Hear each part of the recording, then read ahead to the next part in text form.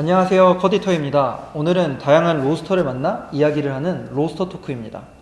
2019년 한국 로스팅 챔피언십 우승자인 카페 뮤제오의 황동환 로스터님과 오늘은 이야기하도록 하겠습니다. 먼저 자기소개 부탁드릴게요. 네, 안녕하세요. 저는 커피, 그리고 음악, 그리고 사람들을 좋아하는 2019년 로스팅 챔피언 황동한이라고 하고, 지금은 카페 뮤제오에서 실력도 좋고 경험도 많은 로스터들과 함께 같이 로스팅을 하고 있습니다. 로스팅을 하시게 된 계기가 무엇인가요? 제가 수학과를 나왔어요. 그래서 수학을 공부하는데 꽤 오랫동안 전념을 했었던 것 같아요. 한 27살인가? 딱 그때 수학을 그만하기로 딱 마음을 먹었었던 것 같은데요. 주변에 수학을 잘하는 친구들이 너무 많았어가지고 제가 머리가 생각보다 그렇게 좋지 않더라고요. 친구의 조언을 좀 받고 차라리 좀 머리보다는 감각을 활용하는 일을 해보는 게 어떻겠냐라는 제안을 좀 받아가지고 그때부터 좀 커피를 시작하게 됐습니다. 또 음악을 되게 좋아하는데 이게 커피업에도 되게 많은 일들이 있잖아요. 네. 특히 로스팅이 처음에는 음악을 들으면서 할 수 있는 이 작업이 너무 좋긴 했었어요. 네. 그래서 로스터라는 직업을 선택하고 지금까지 또 일을 하고 있는 것 같습니다. 로스터로 이제 하신 지 몇 년 정도 되신 건가요? 로스팅을 하면서 돈을 벌기 시작한 건 이제 한 8년 차 되고 있는 것 같습니다. 로스터로서 좀 가지고 계신 철학 같은 게 있으실까요? 어제보다 오늘 조금 더 맛있는 커피를 만들기 위해서 네. 좀 더 노력하는 일? 로스터로 살기로 작정을 한 이상 네. 타인의 평가로부터 자유롭지 않은 그렇죠. 직업을 계속 맞닥뜨리게 될 거예요. 네. 또 로스터로서 중요한 일이 뭐냐라고 물어본다면 이제 일을 하면서 계속 타인의 목소리에 귀를 기울이는 거, 이게 중요한 일이라고 생각을 합니다. 처음에 이제 로스팅을 시작하셨을 때 좀 어떤 식으로 공부를 하시고 실력을 늘리셨나요? 순서가 좀 있는데요. 저 같은 경우는 네. 처음에는 책으로 시작을 했어요. 책을 가지고 이제 제가 하고 있는 로스팅실에서의 뭔가를 막 접목시켜보고 이렇게 혼자 스스로 연구를 하다가 네. 이제 두 번째 했었던 저의 큰 작업 중 하나는 제가 존경하는 네. 로스터들의 샵, 지난 챔피언들의 샵들을 계속 가서 그들의 커피를 맛보는 거, 네. 타인의 커피를 먹어보는 게 로스팅 공부에 정말 도움이 많이 돼요. 그리고 지금에서 가장 공부가 많이 되고 있는 건 사실 사람을 만나는 일이 가장 공부가 많이 돼요. 물론 당연히 기초 지식이나 경험은 무시할 수 있는 영역은 아니라고 생각을 해요. 네. 지금 제가 여기 회사에서 일을 한 지 이제 한 6년이 넘어가고 한 7년 차가 되는데요. 업체 특성상 네. 한 번에 다루고 있는 커피가 40종류가 넘고 네. 매일 주문이 들어오자마자 생산해서 출고되는 시스템을 갖고 있다 보니까 아침에 출근을 하면 네. 무조건 못해도 40배치를 시작을 하고 하는 거예요. 그리고 주문 양도 항상 탄력적으로 움직이고 네. 주문 시간대에 따라서 아침에 3kg를 볶아놨더라고 하더라도 오늘 4kg가 나가게 되면 한 번 더 로스팅을 해야 되고 네. 이런 일들이 계속 반복이 되기 때문에 정말 많게는 100배치가 넘게 할 때도 있거든요, 하루에. 이런 경험들이 저한테는 굉장히 피가 되고 살이 네. 되는 아주 기초적인 지식과 경험이 됐을 거라고 생각을 해요. 네. 이런 것들을 경험하고 이런 머릿속의 지식을 통해서 내가 경험한 것들이 옳은 건지에 대한 확신을 갖기 위한 의견 교류가 있을 거고요. 네. 그 다음에 내가 착각을 하고 있었던 어떤 지식이나 경험들이 있다면 네. 또 그 사람들한테 피드백을 받으면서 제 것들을 수정해 나가는, 사실 그런 일련의 작업들이 로스터로서의 어떤 실력을 높일 수 있는 가장 큰 지름길이 아닌가라고 생각은 하고 있습니다. 로스팅 할 때 좀 중요하게 생각하시는 부분은 어떤 부분일까요? 이게 좀 어려운 질문인 것 같기는 해요. 저 같은 경우는 중요하게 생각하는 부분이 정말 때에 따라 계속 바뀌어요. 이렇게 얘기할 수밖에 없는 건 아마 모든 과정에서 중요하지 않은 과정이 없다라고 생각을 하고 있기 때문이기도 한데, 최근에는 가장 좀 관심을 쏟고 네. 연구를 좀 많이 하고 있는 건 배기 압력이랑 그래프와 상관관계에 네. 관련된 좀 재미난 연구들을 좀 많이 해보려고 하고 있고, 네. 또 관능 평가까지 이루어졌을 때 좀 이렇게 다른 로스터들한테 얻어낼 수 있는 그런 결과물들이 지금 좀 만들어내고 있는 상황입니다. 그래프를 보실 때 그래도 어떤 포인트들을 조금 중점으로 보고 계신가요? 프로바 이번에 저희가 P버전 네. 타입 3를 1년 전에 드리게 됐는데요. 여기서 표시되는 변수 정보가 8개, 9개 네. 정도가 돼요. 거기서 허투루 할 수 있을 만한 데이터는 진짜 하나도 없는 것 같아요. 그럼에도 불구하고 좀 중요하게 그래도 일관적인 생산형 로스팅을 하기 위해서는 일단 비나루아를 가장 중점적으로 보고 네. 진행을 하고 있고요. 구간 중에서는 사실은 가장 앞에 네. 투입부터 옐로우가 진행될 때까지의 네. 어떻게 열이 진행이 되는지 아루아를 얼마만큼 높게 찍는지 네. 이런 부분들을 좀 많이 살펴보면서 로스팅을 진행하고 있습니다. 그럼 어떻게 보면 좀 이어지는 질문인데요. 그 로스팅 구간도 사실 되게 다양하게 있잖아요. 투입 네네. 구간부터 시작해서 이제 배출까지 했을 때 그래도 거기서 좀 가장 좀 유익 있게 항상 보시는 거나 아니면 그런 구간들이 좀 있으신가요?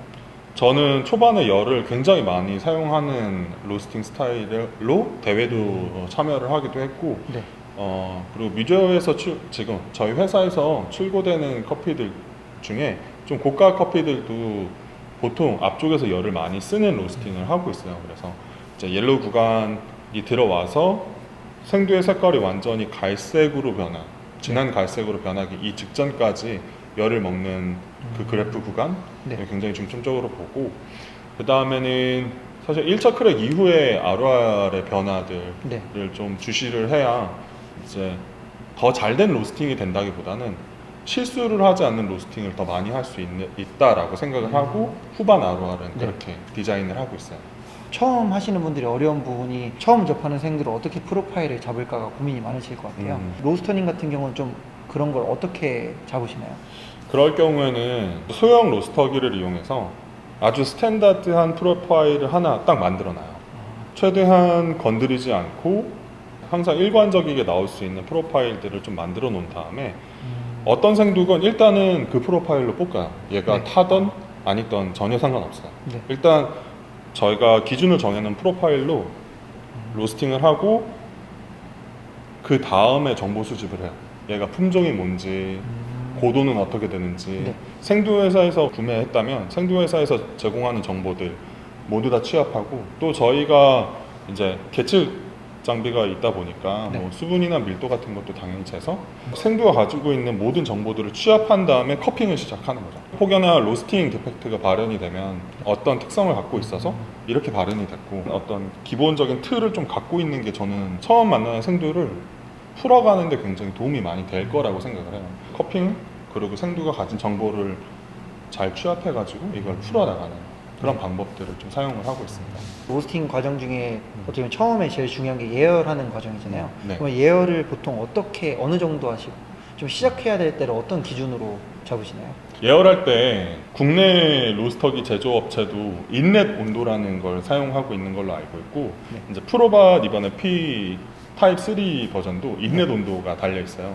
드럼이 있으면 드럼 안으로 들어가는 직접적인 열을 재는 온도계인데 저희가 사용하는 온도의 단위가 보통 200도 아래 위잖아요. 네. 인넷 온도 같은 경우는 300이 넘고 400에서 왔다 갔다 하는 온도계인데 네. 예열이 안 돼 있으면 일단 그래프에서 인넷 온도가 올라가지 않는 거를 그래프에서 바로 확인할 수가 있어요. 네. 보통은 한 50% 정도의 화력으로 30분에서 50분, 30분에서 한 40분 정도 네. 예열을 해놓는 거를 권장을 하고 그래서 50%의 화력이면 아마 꽉 차게 올라갈 거예요. 네.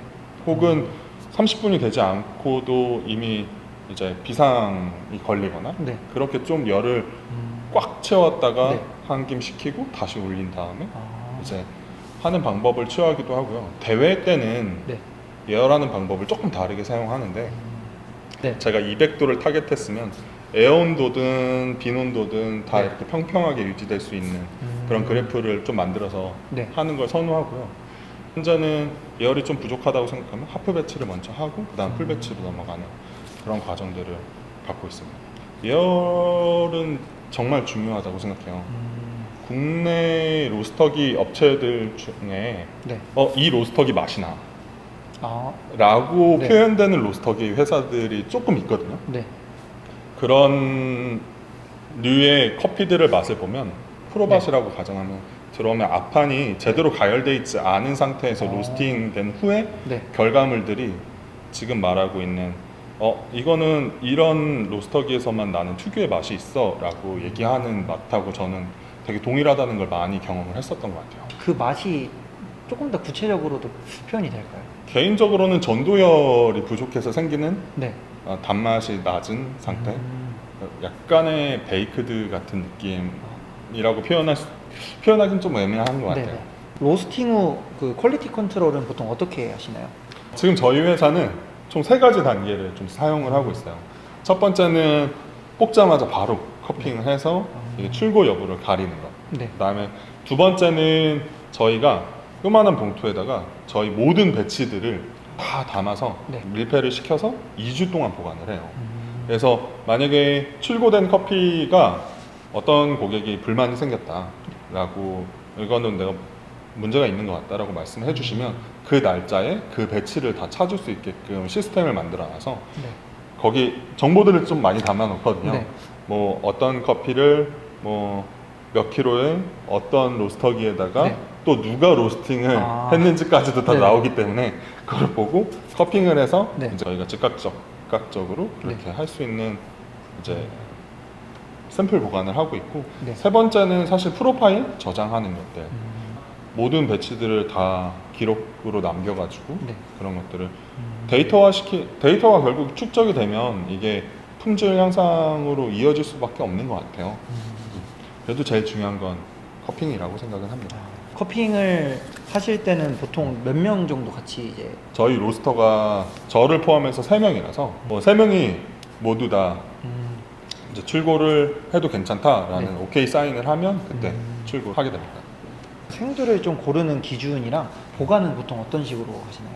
생두를 고르는 기준은 개인적으로는 네. 결점이 없다면 기준을 만들지 않는다.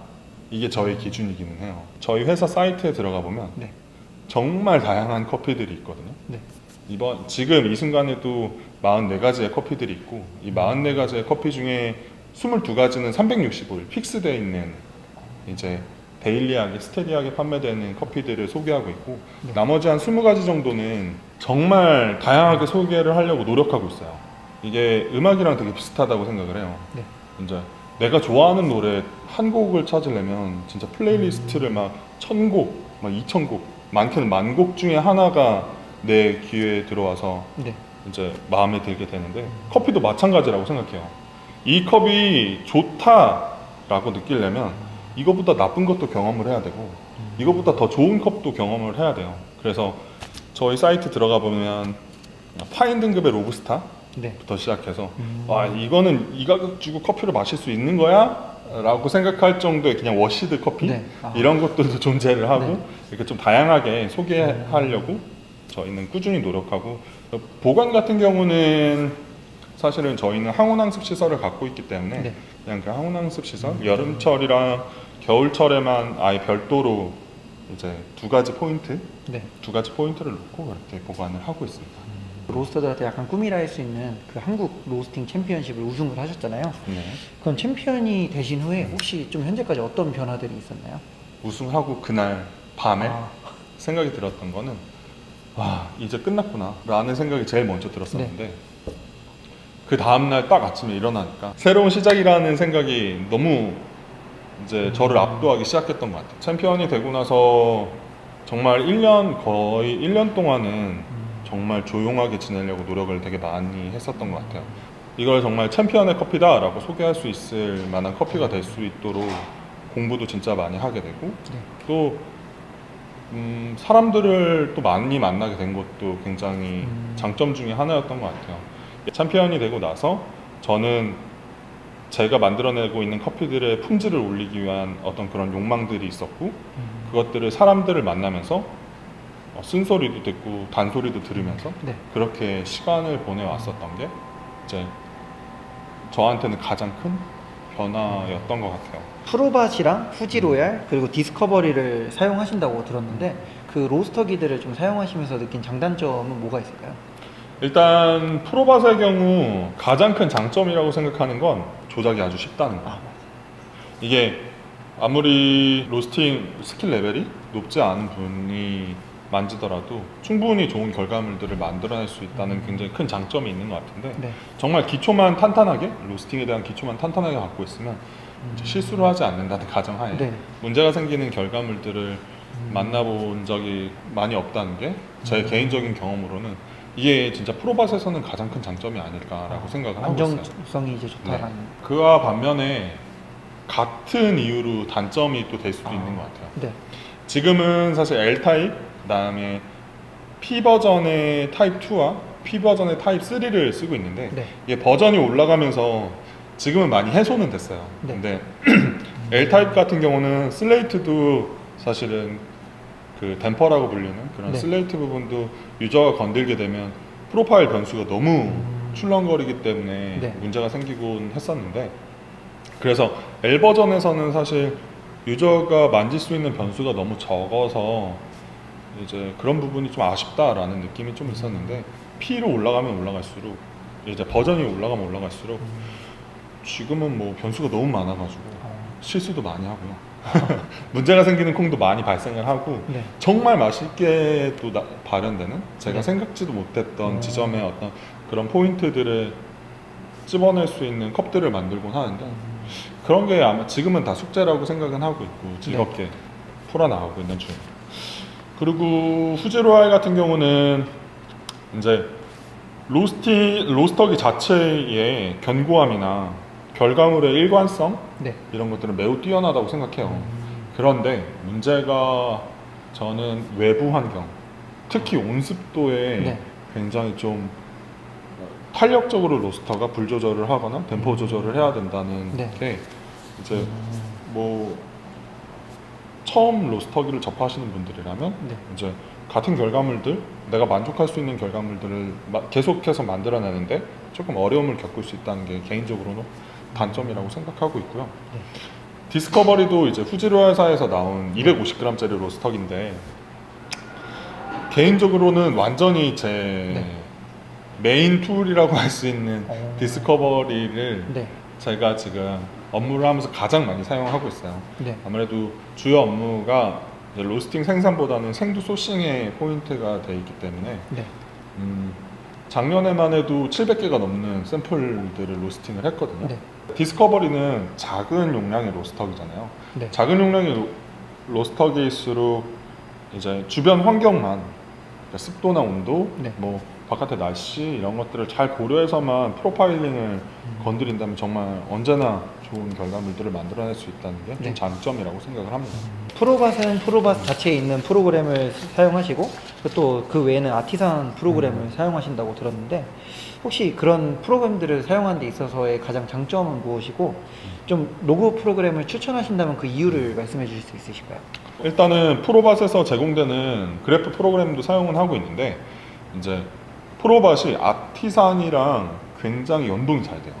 실제로 아티산에서 화력 조절을 해도 프로밭에서 거의 그런 끊김없이 즉각적으로 반영이 되는 만큼 네. 아티산을 활용해서 프로밭을 돌리는 건 굉장히 연동성에서 활용을 할 수 있는 이런 부분에 있어서 그 장점이 되게 많다고 생각을 하고요. 아티산 같은 경우는 데이터를 굉장히 잘게 쪼개서 볼 수 있는 게 좀 큰 장점인 것 같아요. 아티산 같은 경우는 0. 몇 초 단위로도 제가 쪼갤 수가 있다 보니까 좀 더 디테일하게 설계할 수 있다는 장점이 좀 있는 것 같아요. 2019년에 세계대회를 갔다가 오기 바로 직전까지는 네. 거의 그래프 신봉자였어요. 아. 로스팅을 할 때 샘플봉도 열지 않았었어요. 그냥 계속 노트북 앞에서만 계속 이렇게 쳐다만 보고 있었어요. 그만큼 좀 그래프에 대한 믿음, 네. 이런 의지를 좀 많이 했었는데 세계대회 이후에 좀 많이 바뀌기는 했습니다. 세계대회 때 한 가지 일화를 말씀드리면, 제가 그래프만 이렇게 바라보고 있었는데 제 로스터기 앞판에서 연기가 역류를 하고 있었어요. 제가 배기 시스템을 잘못 건드려서 공기가 역류를 했고, 그래프에서 발현되는 거는 실제 문제가 생긴 것보다 조금의 지연 시간이 있었던 거예요. 네. 그래서 그거를 바로 알아채지 못해서 문제를 해결하지 못했고, 그러고 난 후에는 이제 샘플봉은 거의 제 친구처럼 계속 열어보는 습관이 생기기도 했고, 실제로 최근에 하고 있는 것 중에 이제 그래프는 완벽하게 똑같이 네. 거의 99% 동일하게 만들어도 커핑으로 깔았을 때 관능 평가 시 완전히 다르게 맛을 낼 수 있는 것, 이런 샘플링도 네. 이제 팀원들하고 같이 연구를 하고 있어서 로스팅 하기 가장 어려울 때는 언제일까요? 로스팅 전체 구간에서 앞에 열을 정말 많이 쓰는 로스터 중에 하나예요. 네. 주변 환경에서 수분이 낮아지면 네. 예를 들면 지금 한 28% 정도 되거든요. 네. 저렇게 30% 습도를 못 넘어가는 경우에는 이 앞쪽에 이렇게 열을 많이 쓰게 되면 생두가 아무리 밀도가 좋은 커피더라도 네. 겉부터 타기 시작하는 일이 발생을 해요. 네. 그래서 저는 개인적으로 습도가 낮을 때 제 프로파일을 좀 이렇게 뚜렷하게 구현하기가 좀 어려워지다 보니까 습도가 낮은 날 좀 어렵다고 저는 개인적으로 느끼고 있어요. 로스터를 하시면서 좋았던 기억이나 좀 기억에 남는 그런 일들이 있을까요? 아무래도 저는 대회를 준비하는 기간이 네. 진짜 고통스러웠거든요. 그런데 기억에 가장 많이 남는 것 같아요. 2018년 첫 대회를 치르고 나서 나한테 주어진 시간, 노력 이런 내가 갖고 있는 걸로는 이걸 해결하기가 너무 벅찬 경지에 있다고 느껴졌었어요. 네. 그래서 이거는 대회는 절대 혼자 할 수 없다. 그래서 그때 막 사람을 모으기 시작했고요. 그때 지금 작년에 챔피언이 된 김민우 로스터도 있었고 이제 함께 일하던 동료들 이렇게 2명이 더 있어서 총 4명이서 한 팀을 이뤄가지고 계속 로스팅하고 커피하면서 밤을 새고 막 이랬던 기억들. 카페 운영을 할 때 로스팅을 꼭 해야 된다고 생각을 하시나요? 저는 로스팅을 꼭 할 필요는 없다고는 생각은 해요. 아마 다른 로스터분들도 비슷한 생각을 하실 거라고 생각하는데 저는 근데 커피 매장을 차렸다라고 하면 로스팅에 대한 공부는 어느 정도는 필요하다고 분명히 생각을 합니다. 왜냐하면 내가 받은 커피가 탔는지 안 익었는지 지난번과 품질이 떨어졌는지 생두가 바뀌었는지 뭐 이런 관능적인 평가를 스스로 확신이 있어야지 또 샵에서 네. 맛있는 커피를 만들어서 팔 수 있을 거라고 생각하거든요. 그 과정 중에는 생두 공부도 있고 뭐 다른 추출에 관련된 공부들도 있겠지만 아주 기본적인 로스팅에 대한 지식은 알고 있는 상황에서 이제 커피를 판매를 하시는 게 더 좋을 거라고 생각을 하고 있습니다. 로스터 혹은 로스터리 카페를 운영하는 사람들을 위한 조언이 있으신가요? 사업의 영역이기 때문에 제가 해드릴 수 있는 조언은 아직 많이 좀 부족할 거라고 생각해요. 저는 회사 안에서 계속 로스터로 일해왔었던 시간이 많기 때문에 네. 지금 막 로스팅을 시작하고 한 그룹의 일원으로서 로스팅을 해야 된다는 사람들한테 좀 조언을 해드리면 로스팅을 잘하는 것만으로는 살아남을 수가 없어요. 정말 주변에 좀 젊은 친구들이 많이 겪고 있는 고충이라고 생각해요. 로스팅 이외의 것들 제가 잘 못하는 부분이라서 더 말씀을 드릴 수 있는 것 같아요. 다른 부가적인 능력들을 조금 더 개발해야 될 필요가 있다고 생각해요. 지금 제가 맡고 있는 게 해썹 관리자, 네. 그 다음에 여기 공장 규모가 좀 있기 때문에 가스 안전 관리사, 그리고 팀원들을 이끌고 있는 뭐 팀장의 역할도 하고 있고요. 인력 관리가 들어가겠죠. 이렇게 대외적인 로스팅 말고 다른 능력들이 이런 로스팅 공장 안에서 되게 많이 필요해요. 하다못해 재고 관리하는 거 정말 쉬운 일이 아니거든요. 로스터리 샵에서 이 생두와 아이들이 항상 나는 1kg만 썼는데 네. 어딘가 몇 킬로가 더 가 있는 듯한 느낌이 들 만큼 재고 관리가 네. 힘들어요.